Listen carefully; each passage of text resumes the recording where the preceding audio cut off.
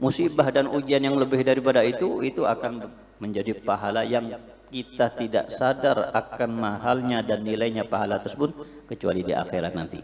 Sekarang kita seakan-akan tidak ada apa-apa dengan musibah yang kita dapatkan, tapi di akhirat nanti kita akan melihat, pahala kita banyak. Dari mana pahala kita ini? Kita tidak pernah ibadah yang banyak, kita tidak merasa melakukan mujahadah yang banyak.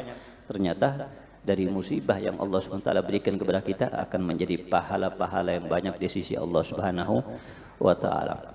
Dengan yang ketiga, dengan musibah yang Allah berikan kepada kita, Allah Subhanahu wa Ta'ala ingin hambanya itu diundang oleh Allah Subhanahu wa Ta'ala untuk dekat dengan Allah Subhanahu wa Ta'ala.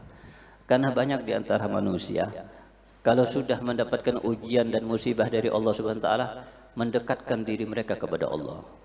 Ya, mereka memohon kepada Allah, mereka merengek kepada Allah, ya Allah, anak mendapat kesulitan, ya Allah, anak punya hutang banyak, ya Allah, anak punya rumah kebakaran, ya Allah, anak punya rumah kebanjiran, anak tidak punya tempat tinggal.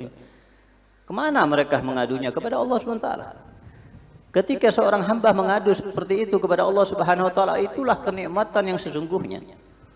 Itulah yang membuat Allah Subhanahu wa Ta'ala senang, yang membuat Allah Subhanahu wa Ta'ala mengharap itu terus berlanjut.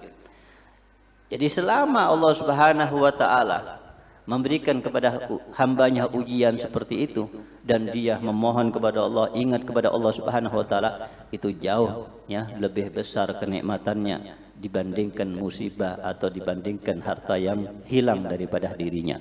Ini yang diharapkan.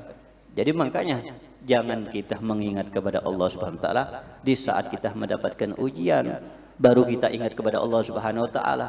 Tapi ingatlah kepada Allah Subhanahu wa Ta'ala di saat kita senang, di saat kita diberikan oleh Allah keluasan dalam rezeki, maka di saat kapanpun atau saat kapanpun kita akan terus mengingat kepada Allah. Mau di saat musibah ataupun sebaliknya di saat senang, kita terus mukbil ala Allah Subhanahu wa Ta'ala.